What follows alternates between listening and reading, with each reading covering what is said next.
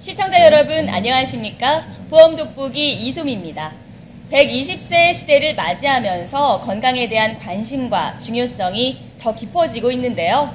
지난 시간은 치매보험에 대해 알아봤고요. 오늘은 병원 치료 후에 발생할 수 있는 후유장애보험에 대해 알아보도록 하겠습니다.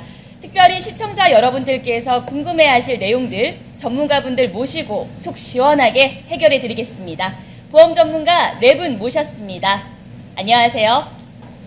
안녕하세요. 먼저 후유장애란 어떤 것인지 궁금합니다.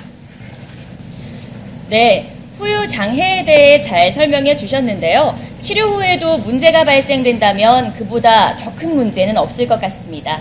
그런데 후유장애에도 여러 가지가 있을 것 같은데 후유장애는 어떻게 구분이 될까요? 네, 후유장애를 2가지로 구분해서 말씀해 주셨는데요. 그렇다면 후유장애의 진단 방법은 어떻게 될까요?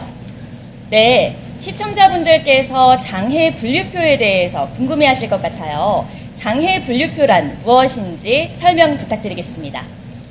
네, 장애 분류표는 영구적인 장애를 13개 신체 부위별로 세분화한 표라고 말씀해 주셨습니다. 그렇다면 실제로 어떤 경우에 보상을 받을 수 있는지 궁금한데요. 어떤 경우에 장애로 판단이 되나요? 말씀을 듣고 보니 치료를 받는 것만 중요한 것이 아니라 그 후에 발생할 문제에 대비하는 것도 굉장히 중요한 것 같은데요. 반드시 담당 설계사분과 꼼꼼한 상담이 필요할 것 같습니다. 그런데 후유장애 진단금을 받는 건 어렵지 않을까요? 네, 후유장애 진단금을 받는 과정도 꼭 필요한 정보가 될 것 같은데요. 후유장애 보험금의 청구 방법은 어떻게 될까요? 네, 보험 특성상 다양한 보험 상품에 가입하는 것도 좋을 것 같은데요. 특별히 후유장애 보험에 가입 시 좋은 점은 뭘까요? 그렇군요. 후유장애 보험의 특장점은 보험금 지급이 단발성이 아니라 여러 차례 받을 수 있다는 거네요. 그렇다면 우리 주변에 실사례들이 있을까요? 그리고 지급받을 수 있는 방법도 궁금합니다. 네, 확실히 전문가분과의 상담을 통해 보험금 청구에 도움을 받으시는 게 좋겠네요. 그런데 궁금한 점이 우리가 기존에 알고 있는 장애와 그리고 보험에서 말하는 후유장애가 다른 것인지 궁금합니다. 면제 혜택 정말 꼼꼼히 확인해 봐야겠네요. 그렇다면 후유장애 진단 시에 반드시 꼭 확인해야 할 필수 사항들엔 어떤 것들이 있을까요?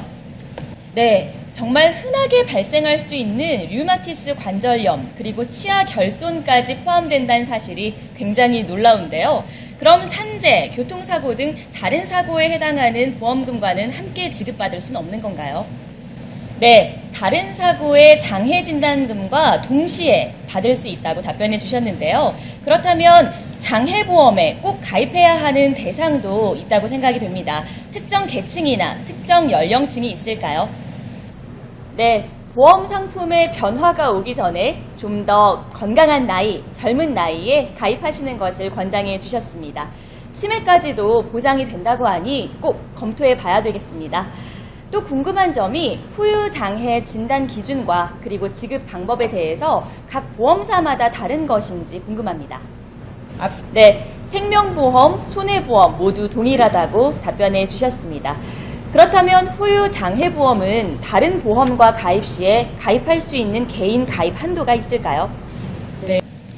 가입 한도 금액을 듣고 나니 실제 보험료가 궁금해지는데요. 보험료가 비싸진 않을까요? 그렇군요. 후유장애보험에 가입하는 데 있어서 가입 제한은 따로 없을까요? 네, 오늘은 병원 치료 후에 발생할 수 있는 후유장애보험에 대해 알아봤습니다. 건강이 최고 자산이 되는 120세 시대 좀 더 똑똑하게 미리 준비해 보시면 어떨까요? 지금까지 보험 돋보기 이소미였습니다. 시청해 주신 여러분 감사합니다.